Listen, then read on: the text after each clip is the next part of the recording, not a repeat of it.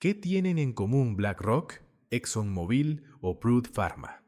No solo son gigantes empresariales, también son compañías que en algún momento influyeron en gobiernos, mercados e incluso en la vida de millones de personas. Algunas controlaron recursos globales, otras moldearon industrias enteras y algunas tomaron decisiones que todavía generan controversia décadas después. En este video veremos historias reales de corporaciones cuyo poder fue tan grande que terminó afectando economías, política y sociedades enteras. Porque cuando una empresa alcanza cierto tamaño, ya no solo vende productos, puede cambiar el mundo. BlackRock.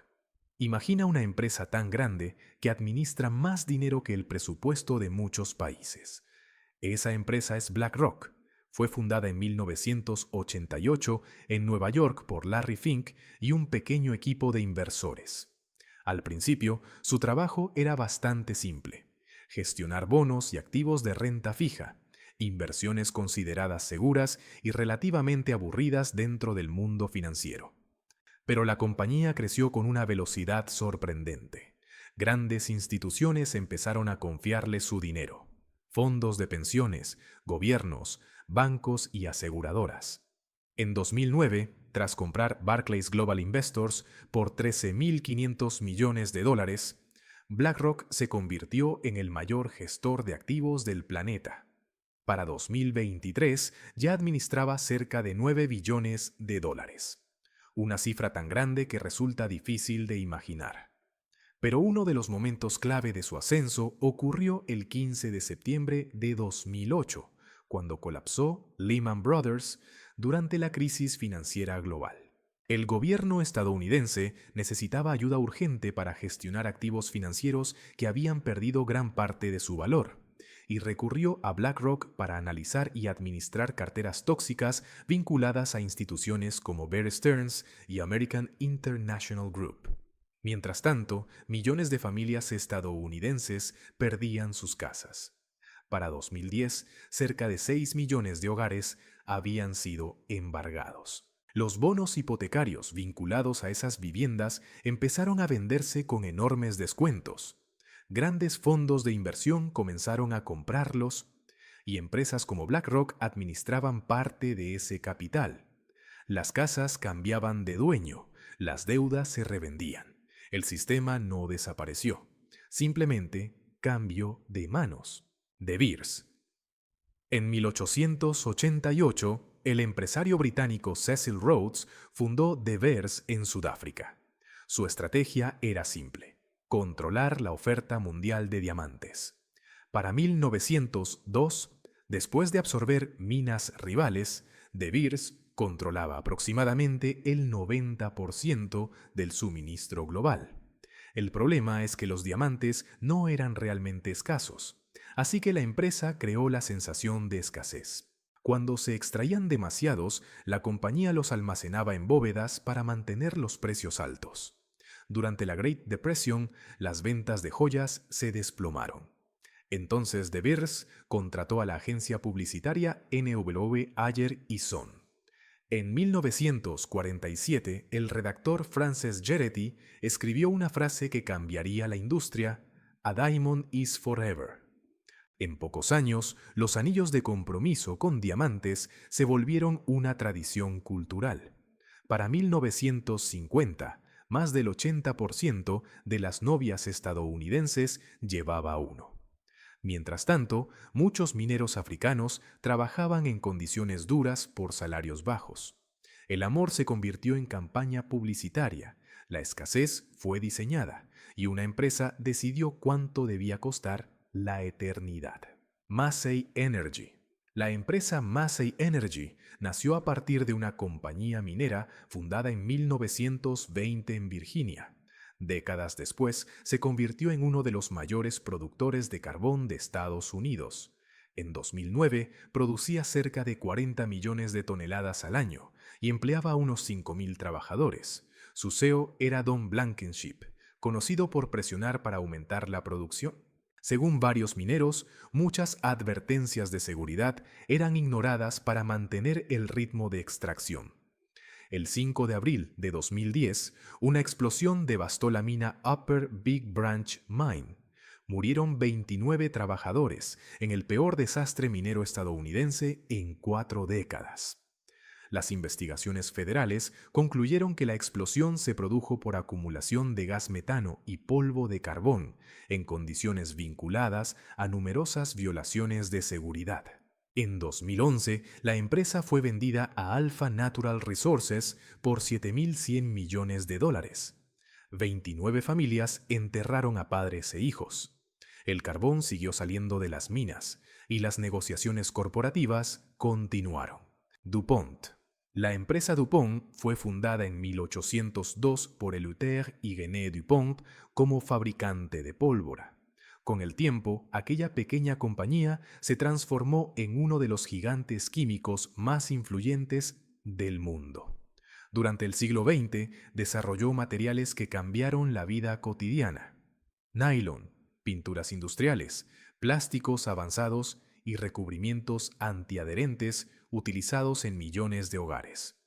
En 1938, el científico Roy J. Plunkett descubrió accidentalmente el politetrafluoroetileno, conocido comercialmente como teflón.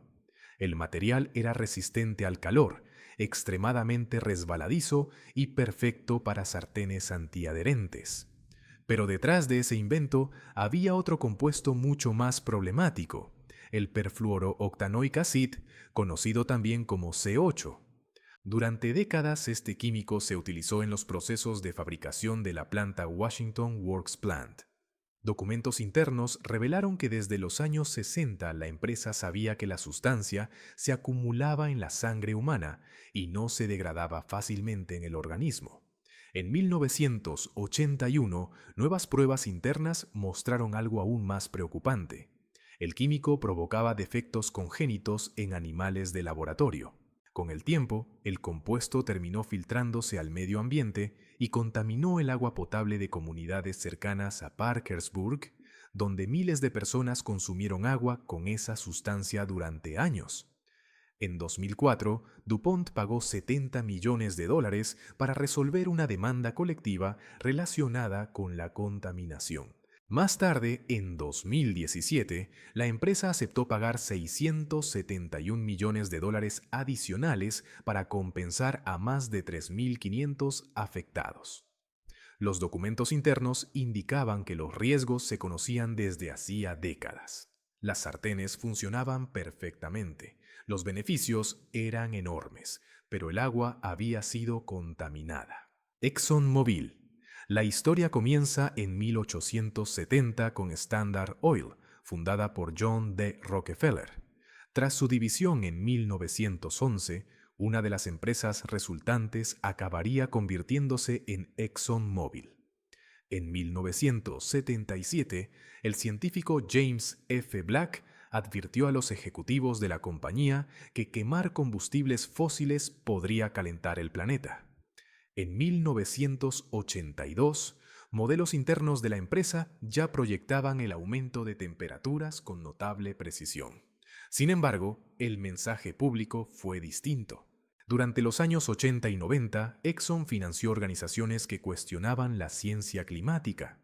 En 1998, un documento interno describía estrategias para enfatizar la incertidumbre científica. El debate público se ralentizó y muchas regulaciones se retrasaron. Mientras tanto, la producción de petróleo siguió creciendo.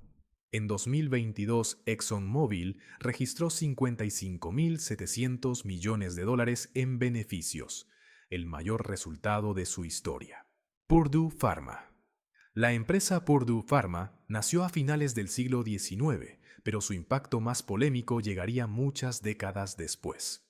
En 1996 lanzó OxyContin, un potente analgésico opioide diseñado para tratar dolores intensos y crónicos.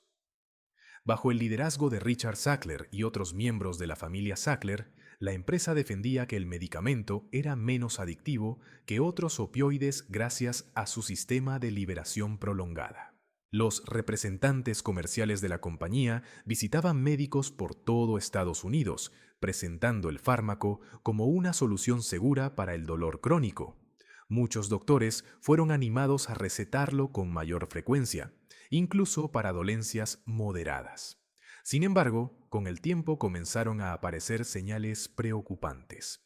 Documentos internos revelaron que la empresa sabía que el medicamento podía ser fácilmente manipulado o abusado, lo que permitía liberar grandes dosis del opioide de forma inmediata.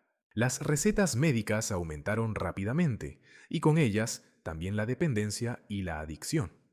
Para principios de los años 2000, OxyContin generaba miles de millones de dólares en ventas y se había convertido en uno de los medicamentos más rentables de la compañía. En 2007, Purdue Pharma y varios ejecutivos se declararon culpables de engañar al público sobre los riesgos del medicamento, y la empresa pagó 634 millones de dólares en multas. Pero el daño ya era enorme. Para 2019, la crisis de opioides en Estados Unidos había contribuido a cientos de miles de muertes por sobredosis, convirtiéndose en una de las mayores crisis de salud pública del país. Chiquita Brands. En 1899 nació la United Fruit Company, que décadas después se convertiría en Chiquita Brands International. La empresa dominó el comercio de bananas en América Latina, pero su influencia fue mucho más allá del negocio agrícola. En 1954 presionó al gobierno estadounidense argumentando que el presidente guatemalteco Jacobo Arbenz amenazaba intereses económicos estadounidenses. La Central Intelligence Agency apoyó un golpe de Estado que lo derrocó. Décadas después, en Colombia, la compañía pagó dinero a grupos armados para proteger sus operaciones. Entre 1997 y 2004, entregó alrededor de 1,7 millones de dólares a las United Self-Defense Forces of Colombia, consideradas grupo terrorista por Estados Unidos. En 2007, la empresa se declaró culpable y pagó una multa de 25 millones. Los plátanos seguían siendo baratos en los supermercados, pero en los campos donde se cultivaban, el costo era otro. Y la pregunta no es solo qué hicieron en el pasado, la verdadera pregunta es ¿qué pueden hacer cuando concentran todavía más poder? Si te interesan las historias reales detrás de las mayores empresas del mundo, sus decisiones, controversias y consecuencias, suscríbete al canal.